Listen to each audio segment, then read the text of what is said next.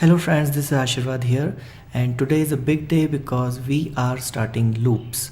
Now, understanding loops is definitely one of the most important topics in the process of learning any programming language, not just Java. So let's begin. Now, the first question that comes in our mind is, why do we need loops? The answer is quite simple to understand. For example, we want to display a message saying hello 10 times on screen. Okay, so if we do not have loops, then all we need is to write this output statement system.out.println or any other output statement 10 times. Now loops allow us to do the same thing simply by putting one output statement inside a block of code, and that block of code is repeatedly executed.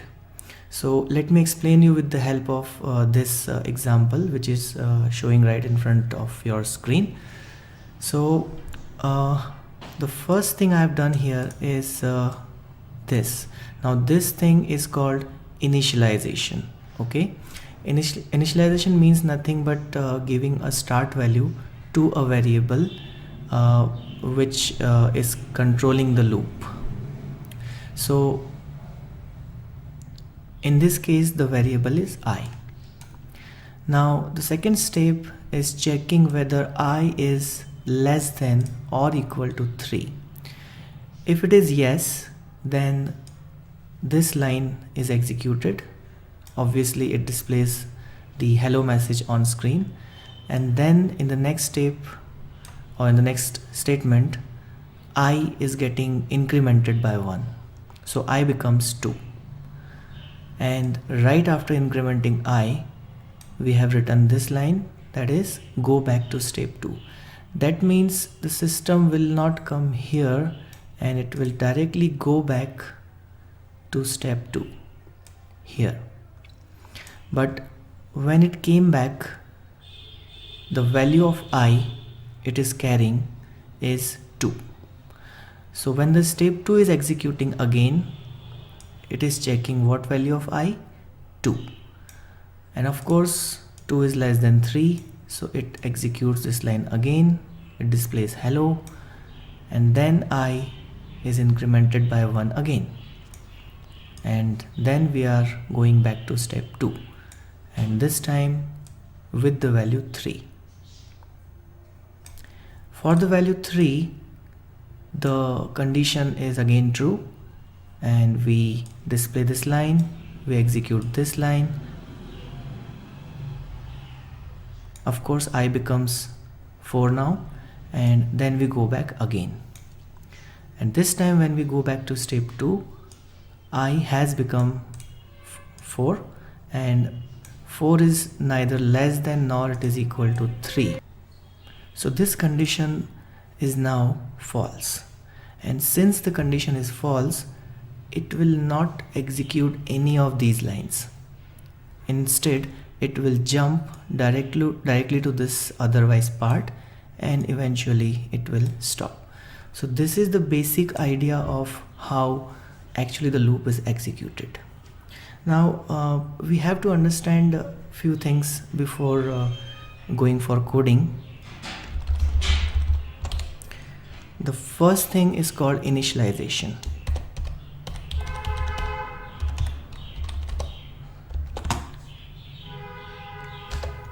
The second thing was condition, and the third thing was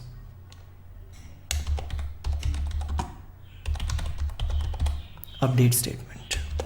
Now in any loop, these three are the important elements.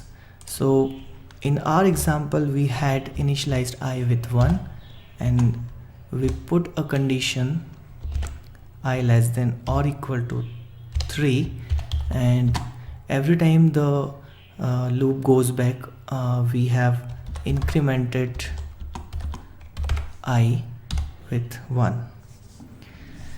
So what is the role of each of these things in a loop? Initialization is just giving a start value. The condition makes sure that the loop is going to enter, or entry inside the loop is allowed or not. If the condition is true, only then the statements which are to be executed repeatedly will execute. And we have to make sure that whenever we go back to check the condition again, or whenever we go back to the beginning of the loop, we have to have the updated value of the variable which is controlling that loop. In this case, it is I. So these are the things that we should always remember whenever we are dealing with any loop. If we miss out any of these, the loop will simply not execute the way we want it to execute. So that's it for this basic thing. Now, as far as the types of loops in Java is concerned, we have while loop, we have for loop, and we have do while loop. We can make any programs by using any of these loops, but there are certain situations where for loop is more convenient over these two loops, and we have certain conditions where we have while loop more convenient as compared to other loops. So we'll go through those things later on. So let us first discuss while loop. We are going to discuss its syntax first, and then we'll go for the program. So in a while loop, we have initialization written first, obviously, and then we have while, and inside the bracket we put condition. Then we open these curly brackets, and inside these curly brackets we write statements which are to be repeated. Okay, and lastly we write update statement. Now update statement can be anything, so we highlight this thing, and statements can be any number of statements. The condition can be any condition, and we can initialize with whatever value we want. So this is how a while loop basically looks like. Okay, let's try out a program to display our name 10 times on screen by using the while loop. So I have opened NetBeans, and in this program I'm going to type the code, and what are we doing here is we are displaying our name 10 times on screen. Okay, so let's begin. First of all, I'm going to declare a variable I with value 1. Now this is initialization. That means I'm giving a start value for the loop to the variable I and with value 1. Now remember, whatever we have to repeatedly execute must be written inside the loop block. So we start the loop first, okay, and what comes here inside these brackets? The condition. Remember the syntax, okay, the condition. So what is our condition for this particular program? I want to execute this loop till I remains either less than or equal to 10. I open the brackets and now I can write whatever I want to execute again and again inside these curly brackets. So for now I just want to display a message. So system.out.println, suppose my name is Ashirvad. So I have written my name here, and one only thing missing here is of course the update statement, this one, and we have already written the statement which we want to repeat, that is this system.out.println. So we write our update statement here as I is equal to I plus 1, and you can understand now why we are writing this update statement here right at the end, because whenever the loop goes back to the beginning of while and checks the condition again, we want to make sure that it checks the value 2 and not the previous value 1.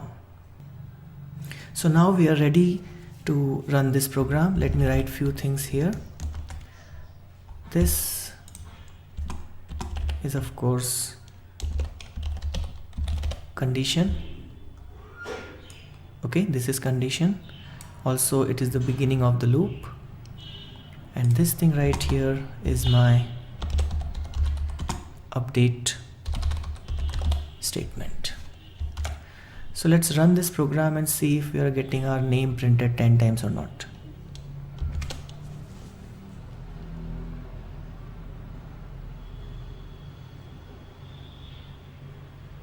So that's it. As you can see on this output screen, the name is displayed 10 times and my job is done.